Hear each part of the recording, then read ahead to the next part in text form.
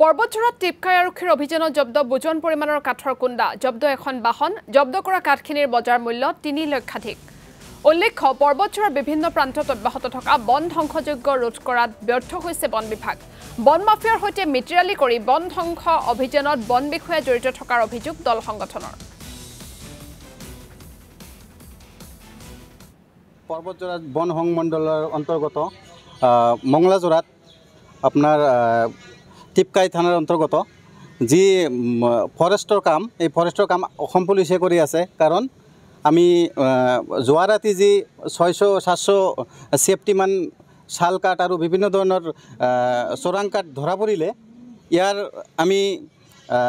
ফৰেষ্টৰ ওপৰত বা ডিএফওৰ ওপৰত আমাৰ সন্দেহ হৈছে যে যেই কাম এই সময়ত যে কামখিনি ফৰেষ্টে কৰিব লাগে ৰেঞ্জাৰ ডিএফওয়ে কৰিব লাগে সেই কামখিনি অসম পুলিচে কৰি আছে আমাৰ এটাই দাবী যে এই বন পৰ্বতজোৰাৰ যি বৃহৎ বন সংমণ্ডল এই বন ধ্বংসৰ লগত নিশ্চয় এই ফৰেষ্ট বা ডিএফও ৰেঞ্জাৰ জড়িত আছে আমি ইয়াৰ উচিত তদন্ত বিচাৰিছোঁ।